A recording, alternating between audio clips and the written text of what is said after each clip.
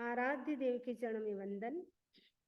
आदरणीय समणी जी, उपस्थित भाई तथा बहनों, उत्तराध्ययन सूत्र का हमारा वाचन चल रहा है। इसके अंतर्गत हम 10वां चैप्टर कर रहे हैं। 10वें चैप्टर के अंतर्गत हमने 31 श्लोकों की चर्चा की थी। आज हम करेंगे 32 से। अवसोह्य कंटगापहम ओइन्नोसिपहम महालयम गच्छसि मग्गम विसोह्या समयम गोयम मापमाये। कांटों से भरे मार्ग को छोड़कर तो विशाल पथ पर चला आया है।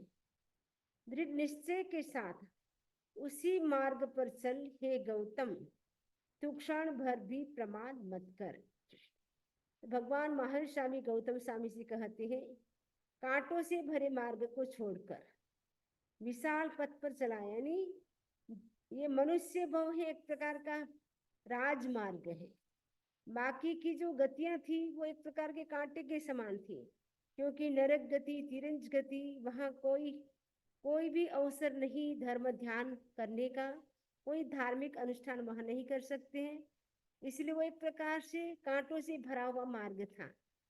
उन सब मार्गों को छोड़कर अब हम विशाल पथ यानी राजपथ पर, तो मनुष्य जो गति है एक प्रकार की वो राजपथ है। अब हम राजपथ पर आ चुके हैं। दृढ़ निश्चय के साथ उसी मार्ग पर चलना, अब उसी मार्ग पर चलना है। राजमार्ग पर आ गए हैं, मनुष्य भव मिला, इसीलिए उसके साथ साथ व्यक्ति 12 व्रती या पंच महाव्रतधारी साधु बन जाता है। उसके बाद उसे उसी रास्ते पे चलना चाहिए, फिर उसको मुड़ करके वापस नहीं देखना चाहिए। तो मनुष्य भव मिला है। मनुष्य भव की सफलता कब होती है? जब साधु बने अथवा श्रावक बने। जो साधु बन सकते हो तो साधु बने, लेकिन जो साधु नहीं बन सकते हैं वो 12 व्रती श्रावक तो अवश्य बने। तो कल संवत्सरी महापर्व है, तो उसके उपलक्ष्य में हम 12 व्रती जिसने भी स्वीकार कर लिए हैं उनको वापस रिवाइज करेंगे, जो स्वीकार नहीं किए हैं उनको कराएंगे।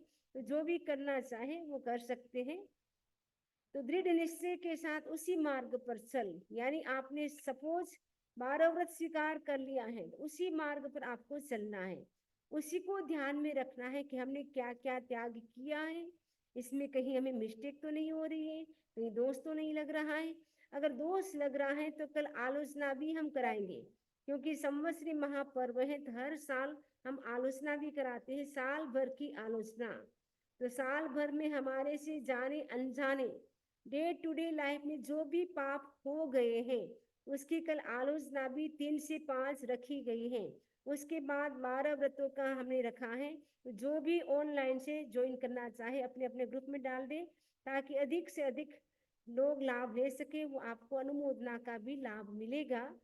तो यह जो हमने श्रावक के व्रत लिए या साधु के जो व्रत लिए हैं, भगवान कहते हैं दृढ़ निश्चय के साथ उसी में हमारा निश्चय दृढ़ रहे, कहीं पर भी मन में कच्चा न हो जाए, कहीं हमारा मन कच्चा न हो जाए कि अरे हमने त्याग कर लिया, नहीं करते तो अच्छा होता। नहीं, हमने जो भी त्याग स्वीकार कर लिया है, जो भी हमने संकल्प ले लिया है, उसी मार्ग पे हमें दृढ़ निश्चय के साथ, दृढ़ता के साथ, स्ट्रॉन्ग बन करके हमें उसी मार्ग पर चलना है।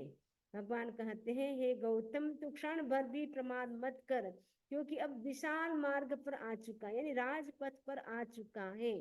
दीक्षा अगर व्यक्ति स्वीकार कर लेता है, एक प्रकार का साधु जीवन राजपथ है। यदि श्रावक भी बन जाता है तो वो भी एक प्रकार का राजपथ है, क्योंकि श्रावक की गति भी वैमानिक ही होती है। यदि कोई भी श्रावक या श्राविका 12 व्रतों का अच्छी तरह से पालन करता है तो श्योर वो वैमानिक देव ही बनता है। यदि साधु है वो अच्छी तरह से व्रतों का पालन करता है तो भी वो वैमानिक देव बनते हैं। तो यह हम मनुष्य भव मिला है, इसमें ही हम साधु अथवा श्रावक बन सकते हैं। बाकी कोई भी गति नहीं है जिसमें हम श्रावक या साधु बन सकते। श्रावक तो फिर भी 11 व्रती तिरंज गति में कोई जीव बन सकता है, सभी वो भी नहीं बन सकते। लेकिन 12 व्रती श्रावक तो मनुष्य ही बन सकता है। साधु भी मनुष्य ही बन सकता है, मोक्ष भी मनुष्य ही जा सकता है। इसलिए भगवान कहते हैं गौतम तू क्षण भर भी प्रमाद मत कर। अबले जह भार वाहे मामग्गे विस्मे वगाहिया पच्छा पच्छाणुतावये समयम गोयम मापमाये। बलहीन भार वाहक की भांति तो विषम मार्ग में मत चले जाना। विषम मार्ग में जाने वाले को पछतावा होता है। इसलिए गौतम तू क्षण भर भी प्रमाद मत कर। कोई व्यक्ति जिसमें शक्ति नहीं है, उसके ऊपर भार रखा गया है और वो विषम मार्ग यानी टेढ़े मेढ़े मार्ग पे चला गया, जो उसको वो मार्ग उसने लिया है जिस मार्ग से वो अपने गोल तक नहीं पहुंच सकता है, वैसे मार्ग का उसने चूज कर लिया। तो वो व्यक्ति क्या है, ऐसे मार्ग में जाने से उसको क्या होता है, पश्चाताप होता है। अरे एक तो मेरे में शक्ति नहीं है, एनर्जी नहीं है, और उसके बाद में विषम यानी जो उल्टा मार्ग है, जो गोल तक पहुंचाने वाला नहीं, वैसे मार्ग पे आ गया हूं, तो उसको क्या होता है, विषम मार्ग में यानी जो सही रास्ता नहीं, जो राइट डायरेक्शन नहीं है, रॉन्ग डायरेक्शन में व्यक्ति चला जाता है, तो व्यक्ति को क्या होता है, पश्चाताप होता है। इसलिए गौतम तू क्षण भर भी प्रमाद मत कर। वैसे ही अभी हम मनुष्य बने हैं, यदि हम अभी हम राइट डायरेक्शन में नहीं चलेंगे तो हमारी गति यदि दूसरी हो जाएगी तो फिर हमें क्या होगा, पश्चाताप होगा। या यदि लास्ट मोमेंट में भी व्यक्ति को क्या होगा, पश्चाताप होगा। अरे मनुष्य भोग मिला लेकिन मैंने अपने लिए कुछ भी नहीं किया, खाना पीना सोना उसी में ही मेरा समय बीत गया। तो लास्ट मोमेंट जब आता है तब सारा समय हाथ से निकल जाता है, उसके बाद व्यक्ति कुछ करने में समर्थ नहीं होता है। इसलिए उसको क्या होता है, लास्ट मोमेंट में व्यक्ति को पश्चाताप होता है। इसलिए गौतम तुम क्षण भर भी प्रमाद मत कर। तिन्नो से अन्नवमहम किम पुण्यचिट्टसी तीरमागो अभितुर्पारम गमित्तये समयम गोयम मापमाये। तू महान समुद्र को तैर गया, अब तीर के निकट पहुंचकर क्यों खड़ा है, उसके पार जाने के लिए जल्दी कर। हे गौतम तू क्षण भर भी प्रमाद मत कर। तू महान समुद्र को तैर गया, यानी हम मनुष्य बन गए। इसलिए कहा जाता है कि संसार समुद्र कितना बड़ा है, तो सारे समुद्र को हमने तैर लिया। अब लास्ट जो एक समुद्र है स्वयंभू रमण समुद्र, उतना सा भाग हमें तैरना बाकी, बाकी हम सब तर गए। अब हम किनारे आ गए हैं। तीर का मतलब है हम एकदम किनारे आ गए हैं। तो किनारे आकर के हम खड़े क्यों हो गए, अब हमें और ज्यादा पुरुषार्थ करना चाहिए, क्योंकि किनारे आने पर व्यक्ति यदि तट पर यदि आ गया, उसके बाद भी यदि समुद्र में डूब जाए तो फिर उसको क्या कहा जाएगा, महामूर्ख कहा जाएगा। तो हम भी मनुष्य बन गए, तो अब किनारे आ चुके हैं। अब किनारे आने पर भी यदि हम मनुष्य भाव में कुछ नहीं किया तो वापस हम डूब जाएंगे, फिर वापस 84 का चक्कर चालू हो जाएगा। इसलिए भगवान कहते हैं कि तू महान समुद्र को तैर गया, यानी संसार समुद्र कितना बड़ा है, सारे समुद्र को तैर लिए, अब मात्र थोड़ा सा बाकी है, किनारे आ चुके हैं। थोड़ा सा पुरुषार्थ करोगे, थोड़ी सी मेहनत करोगे, अब जल्दी ही तुम अपने गोल तक पहुंच सकते हो। लेकिन पुरुषार्थ की कमी है, आलस्य करते हैं, आज नहीं कल करेंगे, पर्युषण के महापर्व के दिन भी चल रहे हैं, फिर भी व्यक्ति के पास टाइम नहीं है, बहुत बिजी है। व्यक्ति के पास खाने के लिए भी टाइम नहीं, प्रवचन सुनने के लिए टाइम कैसे मिल सकता है। तो बहुत भाग्यशाली लोग होते हैं, वो प्रवचन भी सुनते हैं, लेकिन सभी नहीं सुन पाते हैं, क्योंकि उनको समय भी मिल जाता है, लेकिन धार्मिक अनुष्ठान करना कई लोगों को अच्छा लगता है तो कई लोगों को वो भी अच्छा नहीं लगता है। जो हलुकर्मी होता है, जो निकट भवी होता है, जो भव्य आत्मा होता है, उनको धर्म करने का मन होता है, लेकिन जो भारी कर्मा होता है, जो हलुकर्मी नहीं होता है, जो निकट भवी नहीं होता है, जिसको संसार अच्छा लगता है, इसका मतलब है अभी तक संसार उसके लिए बहुत बाकी है, अभी जन्मों मरण उसके लिए बहुत बाकी है, इसलिए उसको धर्म अच्छा नहीं लगता, सोचता अरे अभी नहीं, समझिए बाद में कर लेंगे। कल ही मैंने किसी को कहा 12 व्रत हम कराएंगे, समझिए अभी इतनी जल्दी, अभी तो मैं 30 साल की हूँ। अरे मैंने कहा 30 साल की हो तो क्या है, 7 साल का बच्चा अभी 12 व्रत ही बन जाता था, तुम तो 30 साल की हो। वो बोले नहीं नहीं समझी जी, 30 साल की अभी, तुम्हें बहुत छोटी, अभी तो मुझे एंजॉय करने दो, अभी मुझे मत बोलो। तो कई लोग बोलते हैं तो भी उनको अच्छा नहीं लगता है। तो लगता है कि कई लोग ऐसे होते, अभी संसार परिभ्रमण बाकी रहता है, अभी कई जन्म उनको करना होता है, इसलिए उनको धर्म करने की बात अगर कहते तो उनको पसंद नहीं आती, अच्छी नहीं लगती है। तो हम सोचे कि हमें अगर धर्म की बातें अच्छी लगती है, इसका मतलब है हम निकट भवी हैं, हमें शास्त्रों की बात, भगवान की बातें अच्छी लगती है, इसका मतलब है हम निकट भवी हैं, हमारी आस्था देव गुरु धर्म के प्रति अटूट है, इसका मतलब है हम निकट भवी यानी जल्दी मोक्ष जाने वाले, निकट भवी का मतलब है जल्दी मोक्ष जाने वाले हैं। तो हम समुद्र को तैर गए, अब किनारे आ चुके हैं, एकदम किनारे पे आ गए, उसको पार जाने, उसके पार जाने के लिए जल्दी करना है, अब डिले नहीं करना है। अनंत काल तो जन्म मरण करते करते हमारा बीत चुका है, अब हमें वापस 84 के चक्कर में नहीं घूमना है। मनुष्य भव मिला है, दुर्लभ मनुष्य भव, और ये मनुष्य भव बार बार हर किसी को मिलता नहीं है, इसलिए अब हमें जल्दी करना है कि हम ऐसा पुरुषार्थ करें इस जन्म में कि हमारा जल्दी मोक्ष हो जाए। तो कर्मों से मुक्त होने के लिए ये महापर्व बहुत अच्छा पर्व है। इसमें कहा जाता है जो भी हम धर्म करते हैं उसका फल हमें 10 गुना मिलता है, जो भी पाप करते उसका फल भी 10 गुना मिलता है। अभी हम जितना धर्म ध्यान में समय लगाएंगे, 12 मास ना करे, लेकिन 8 दिन भी, 12 मास करे तो बहुत अच्छी बात है, किंतु 8 दिन भी व्यक्ति यदि जागरूकता के साथ धर्म ध्यान में लगा रहता है तो वो काफी काफी काफी कर्मों से वो हल्का हो जाता है। तो कर्मों से हल्का होने के लिए हमें क्या करना है, हमें जल्दी करना है कि हम कर्मों से कैसे हल्के हो सकते हैं। जो 8 कर्म है उन कर्मों से हल्के होने के लिए हम तपस्या करें, स्वाध्याय करें, जप करें, जो भी कर सकते हैं।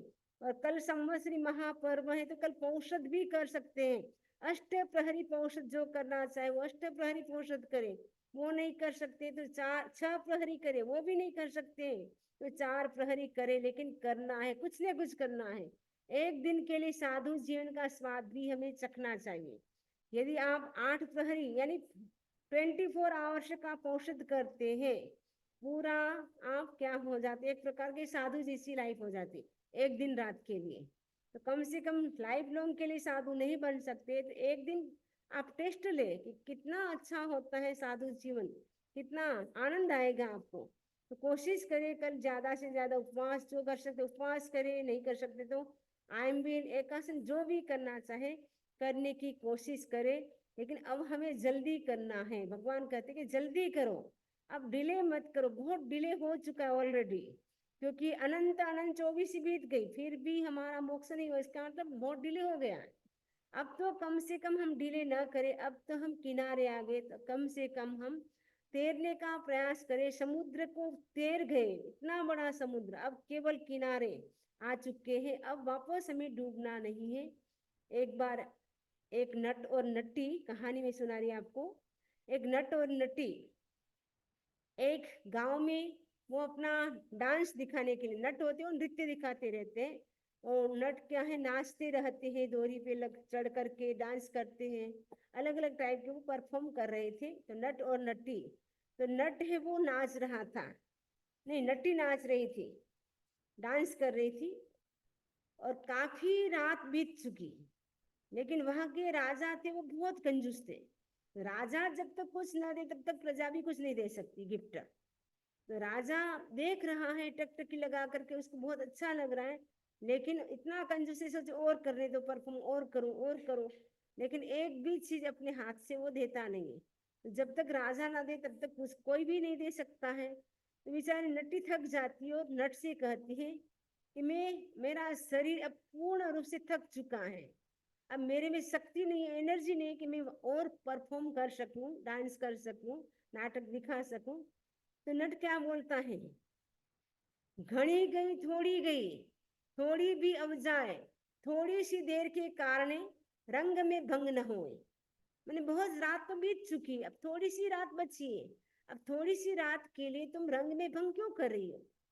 जैसे ये वाक्य, वह एक सन्यासी भी आया हुआ था परफॉर्म देखने के लिए। सन्यासी अब घर भागने की बात कर रहा था, क्योंकि अब उसका साधु बन गया था, लेकिन उसका मन वहां नहीं लग रहा था। सोच रहा था अब मैं घर चला जाऊं, मेरे से पलता नहीं है, साधु जीवन बहुत कठिन है, इसकी दिनचर्या, अब मैं अपने घर जाना चाहता हूँ। लेकिन जैसे ही नट का वाक्य सुना, घड़ी गई थोड़ी रही, और सन्यासी सोचता है कि मेरी काफी लाइफ तो बीत बीत गई है, अब थोड़ी सी लाइफ बची है, उसमें यदि मैं संयम जीवन का अच्छे से पालन करूंगा तो मैं संसार समुद्र को पार पा जाऊंगा। तो वो क्या करता है, उसके पास रत्न कंबल थी, वो नट को दे देता है। अब जैसे ही वो वहां पे जो राजकुमारी थी वो भी बैठी हुई थी, तो राजकुमारी ने अपना जो रत्न नवलखा हार पहन रखा था वो क्या कर दिया, नटी को दे दिया। तो राजा सोचता कि अरे मैंने कुछ नहीं दिया, मेरे बिना प्रजा कैसे दे रही। तो राजकुमारी जी कहा मैंने कुछ नहीं दिया, तुम क्यों, ऐसी हिम्मत तुम्हारी, कैसे दे रही हो। तो नटी ने कहा मैं इतनी बड़ी होगी, 25 साल की होगी, अभी आपको कोई चिंता नहीं मेरी शादी की, मैं तो एक मंत्री के बेटे के साथ भागना चाह रही थी, प्लान बना रही थी, लेकिन इसने कहा कि घड़ी गई थोड़ी गई, अब तो काफी समय तो बीत गया है, अब मेरा थोड़ा समय बाकी है। यदि आप मतलब अभी आप सोच सकते हैं कि मेरी शादी करना है कि नहीं करना है, क्या करना है। तो मेरे को लगा अब पिताजी जो करेंगे वो सही है, क्योंकि इतना समय तो मैंने ऐसे भी बिता दिया, 1-2 साल इंतजार कर लूंगी तो पिताजी अपने हाथों से मेरी अच्छी शादी कर देंगे। इसलिए उस खुशी में मैंने क्या कर दिया, नटी को 9 लखा हार दे दिया। फिर वह राजकुमार भी क्या करता है, उसके पास भी जो हार था, नेकलेस था, वो भी नटी को दे देता है। तो राजा कहता है अरे तुमने क्यों दिया, कि मैं सोच रहा था कि राजा बूढ़ा हो चुका है, आप ओल्ड एज में आ गए, फिर भी राज्य को नहीं छोड़ रहे हैं।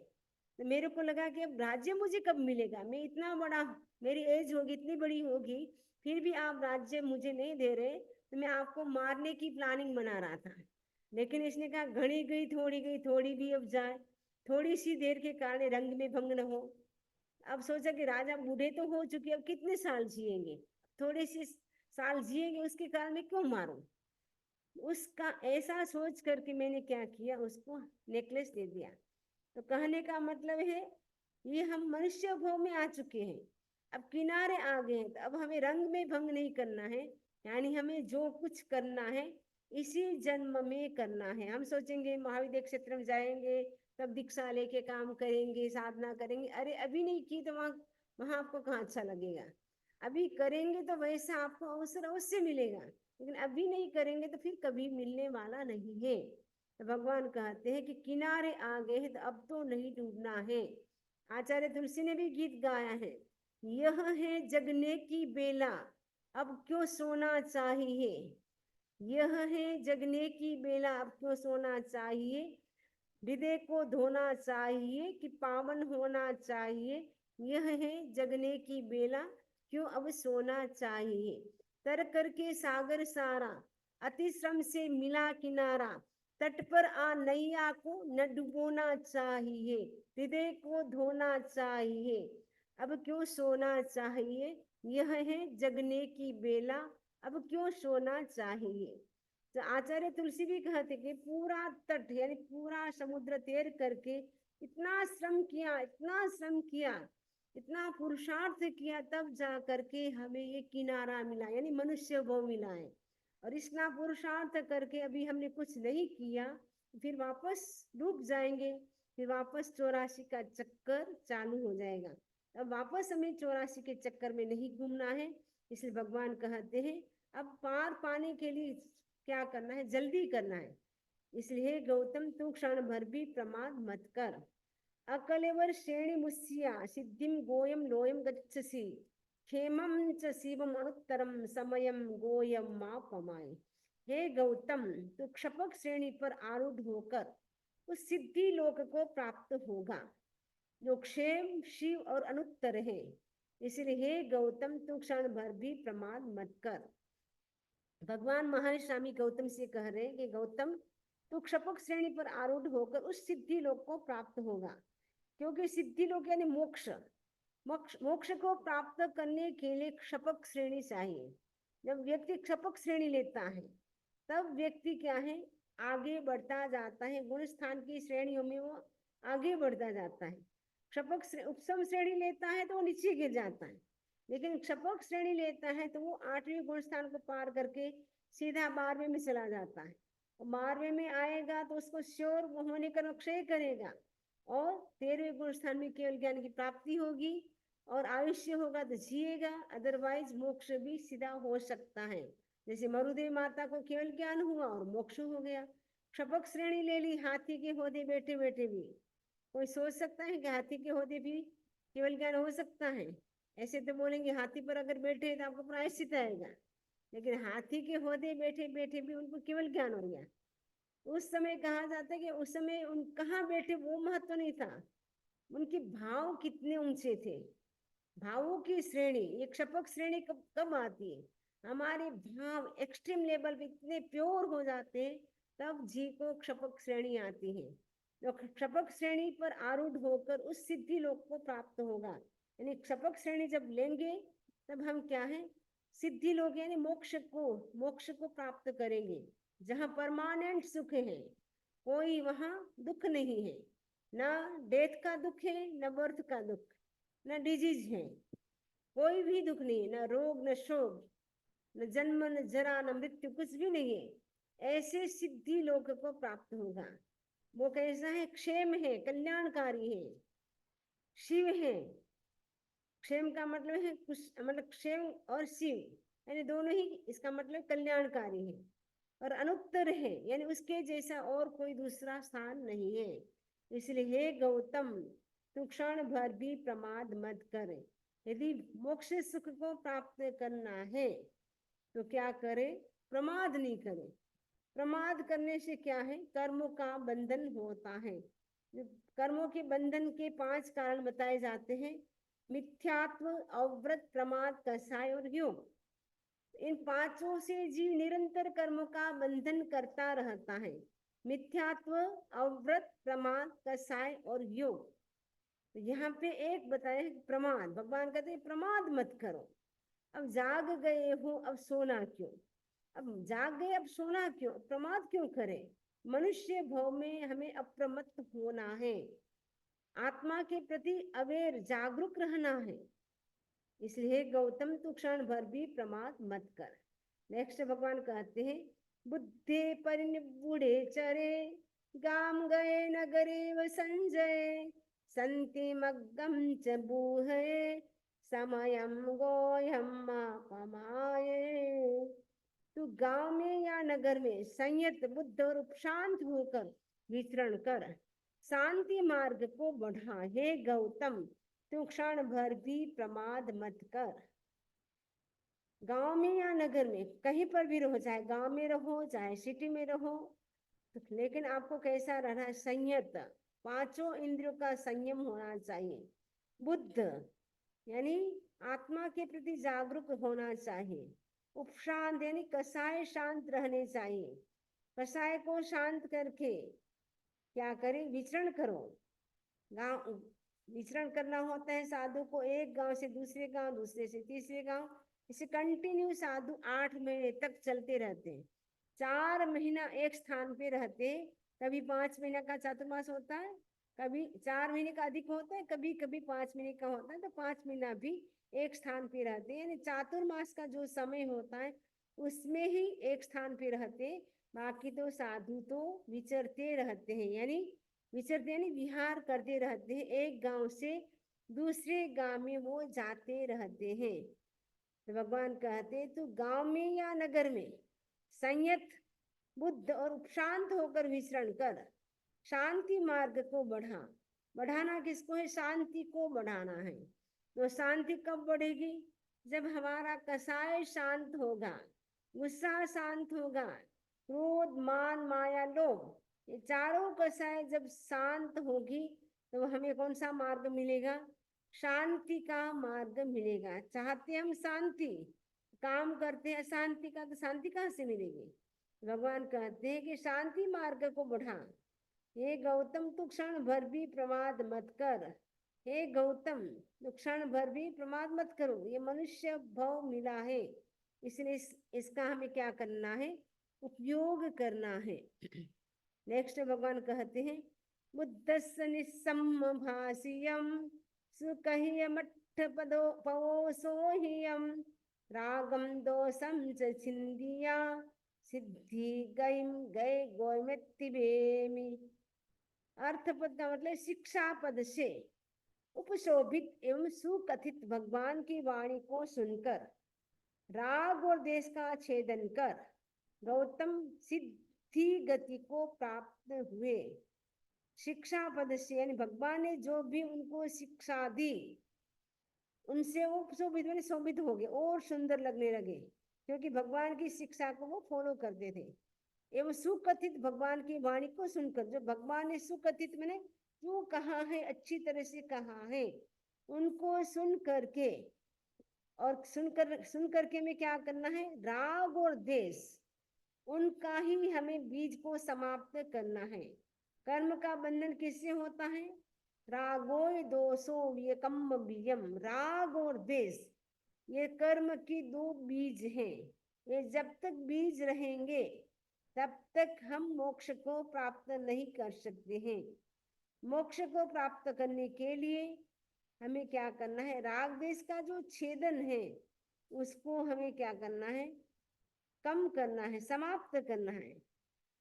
और गौतम क्या किया? गौतम ने भी राग देश का जो छेदन किया और भगवान ने जो शिक्षा दी उनको अपने हृदय में धारण किया, जिसके कारण गौतम स्वामी को जिस दिन भगवान महावीर स्वामी मोक्ष पधारे थे, जिस रात्रि को, उसी रात्रि को गौतम स्वामी को क्या हुआ था?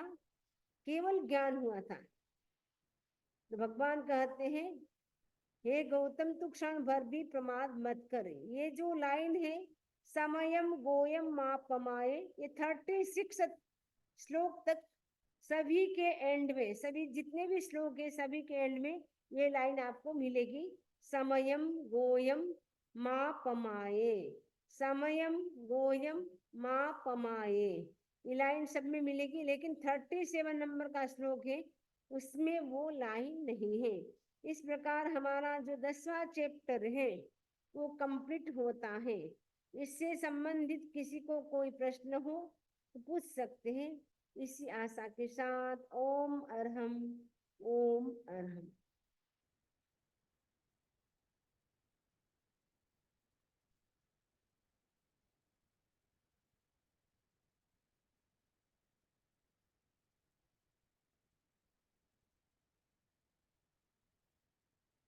आप अनम्यूट कर दिया, कोई भी पूछ सकते हैं, प्रश्न पूछ सकते हैं।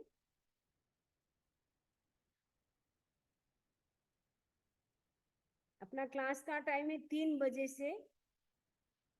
से लगभग 3:45 तक, और उसके बाद क्वेश्चन आंसर भी कोई हो तो। आज हमारा फिनिश हो गया 10वां चैप्टर, इसलिए अभी आप क्वेश्चन आंसर कर सकते हैं। अगर नहीं हो तो मंगल पाठ सुना सकते हैं, तो मंगल पाठ सुनाते हैं। नमो अरहंताणं, नमो सिद्धाणं, नमो आयर्याणं, नमो वज्राणं, नमो लोये सब्ब साहण, ऐसो पंच नमकारो सब पापणासनो, मंगलानं च सभ्ये सिंह पडमंग होई मंगलम, सत्तारी मंगलम अरहंता मंगलम, सिद्धा मंगलम, साहु मंगलम, केवली पनतो धम्मो मंगलम, चत्तारी लोकुत्तमा अरहंता लोकुत्तमा, सिद्धा लोकुत्तमा, साहु लोकुत्तमा, केवली पनतो धम्मो लोकुत्तमा, चत्तारी शरणं पवचामि, अर्हन्ते शरणं पवचामि, सिद्धे शरणं पवचामि, साहु शरणं पवचामि, केवली पनतं धम्मं शरणं पवचामि, विघ्नहरण मंगल करण स्वाम भिक्षु नाम, गुण ओलख समरण किया, सरे अचिंत्या काम, सरे अचिंत्या काम। भगवान के विरुद्ध मैंने किसी को बोला हो तो तस्मिच्छामि दुक्कड़म। कृतज्ञोत्सव। हम्म। योश महाराज। वंदामी नमस्वामी समणी जी। हाँ, वंदामि नमः स्वामी स्वामी। अरहम। वंदामि नमः स्वामी श्रमणी जी। वंदना में जब शुरू में आपने स्टार्ट किया था तो एक वनस्पति काय का आया था कि एक बार हम लोग चले जाए तो उसमें अनंत भव तक रह सकते हैं, बाकी असंख्य आया था। एक वनस्पति का अनंत आता है और किसका अनंत आता है? बस एक वनस्पति का अनंत आता है। अच्छा, बाकी वो असंख्य था, बाकी एक इंद्रिय। पृथ्वी का, अप का, तेजस का, वायु का में असंख्यात काल, बेन्द्री तेन्द्री चतुर्न्द्री में संख्यात काल, और पंचेंद्री बन गया तो कंटिन्यू वो 7 से 8 हैं। और नरक गति का एक ही भव होता है, देव गति देवगति का एक का। भव होता है, यानी हाँ, कंटिन्यू एक भव कर सकते हैं, दूसरा नहीं कर सकते हैं। दूसरा भव अगर देवगति का करना है तो बीच में मनुष्य अथवा तिरंज बन करके ही वो वापस देवगति में जा सकता है। तो खाली वनस्पति में ही अनंत तक रह सकता है मैक्सिमम तैत वंदा में। और किसी के प्रश्न समझ में तो आया कि नहीं? आज का मुझे थोड़ा कम समझ में आया क्योंकि बैकग्राउंड नॉइज था, इतना तेज आवाज नहीं आ रहा है मेरा, पता नहीं क्या प्रॉब्लम हुआ है। सबको समनी जी का आवाज बराबर आता है क्या? नहीं, बराबर था आज तो आज। आज हाँ, तो मेरे बराबर आज बराबर आया था वंदा में। वंदा में इसमें से तो एक ही याद है कि प्रमाद मत करो, अपना काम बस अभी मोक्ष की तरफ बढ़ने के लिए कोई एक भी क्षण नहीं प्रमाद करने का, बस वही याद है ज्यादा के लिए। वही इसका मैसेज है खास, कि एक भी क्षण प्रमाद नहीं करने का अभी। ये 10 चैप्टर में से एक चैप्टर कंप्लीट हुआ है ना वंदा में? 36 से 36 36 उत्तराधीन सूत्र के। तो हमने 10वीं से स्टार्ट किया था, तो अभी 10वीं से स्टार्ट किया। कानमल जी की इच्छा थी कि 10वां पहले करा दे, उससे उसके बाद आप 21वें से स्टार्ट कराना, क्योंकि अभी जो महिला मंडल से जो भरने के लिए आया ना क्वेश्चन आंसर, उनके 21 से 36 तक है। उनका ठीक बात है, आगे का तो ऐसे कई बार हम पढ़ते रहते, पीछे का कभी होता नहीं है। इस बार अब करेंगे, परसों अपन करेंगे, कल तो आलोचना करेंगे। तो 3 से 5 बजे हमारी आलोचना होगी, तो आप सब जुड़ सकते हैं इसी लिंक पे।